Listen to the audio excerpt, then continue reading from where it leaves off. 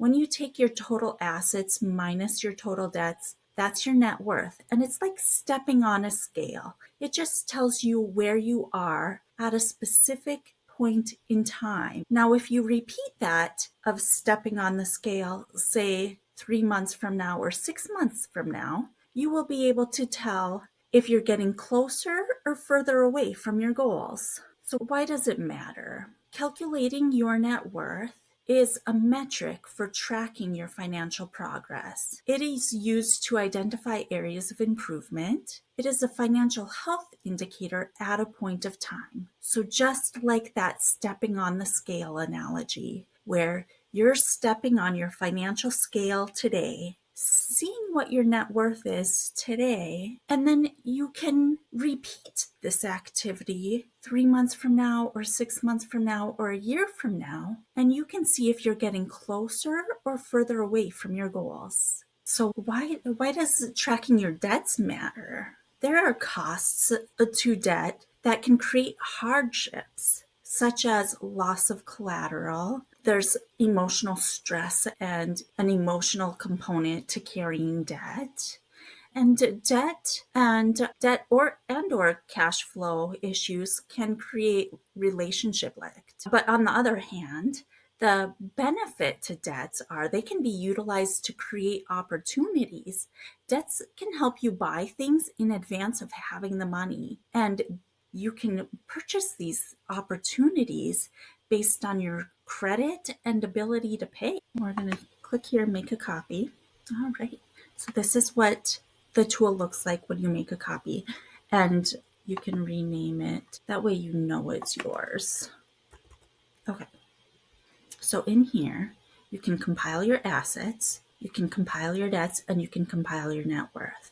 There's an introductory video in here. There's also go to important disclosures and instruction links. So you just click on this and it'll pop up a new window with a full set of instructions on how to use this tool. So to get started, I'm going to either click here, compile assets, or I'm going to click down here on this tab where it says 1.1 and click on assets.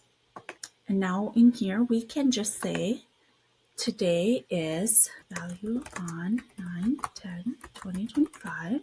For today, I'm just going to want to put in my value for each of these things.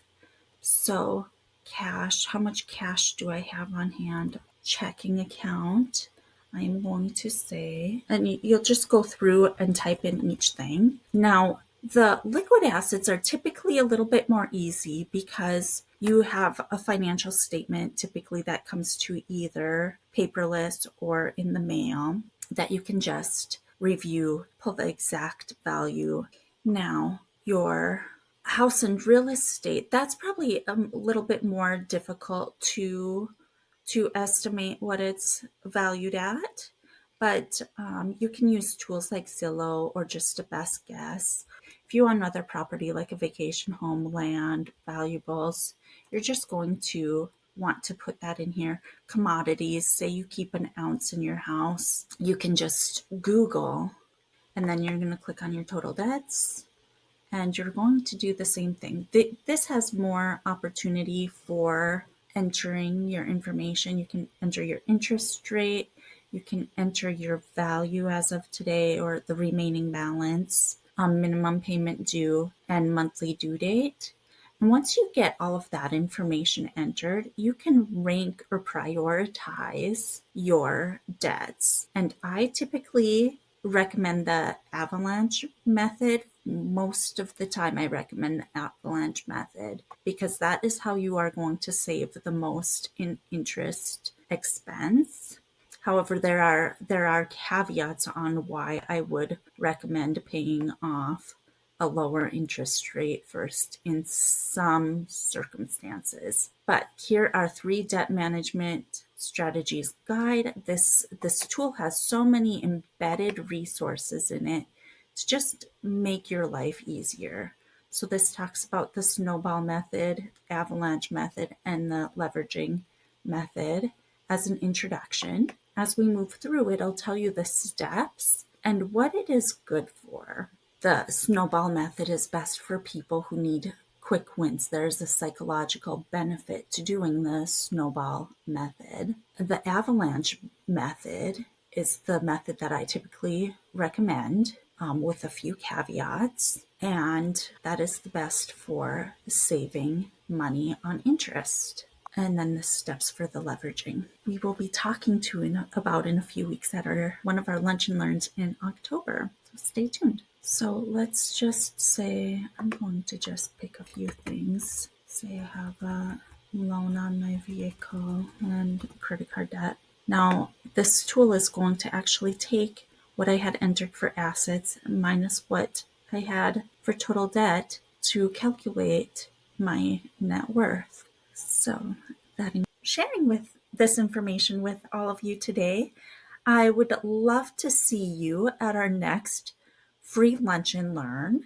Save the date for September 24th, Emergency Fund That Grows. And coming October 8th, Time Value of Money for Reaching Your Goals. I will actually be using my spreadsheet tools and showing you how you can use them too, and gifting that tool to you. And then on October 22nd is Debt Strategies, Snowball, Avalanche, and Leveraging, and a little bit more. This is from noon until 12:30 Central Time, 2 times a month. I would love to know which money topics you would love to see in November and December, and I have not decided on the topics yet. So thank you all for coming. I hope you have enjoyed today's high-level overview of step 1, and that is how to take a financial inventory for yourself in calculating your net worth.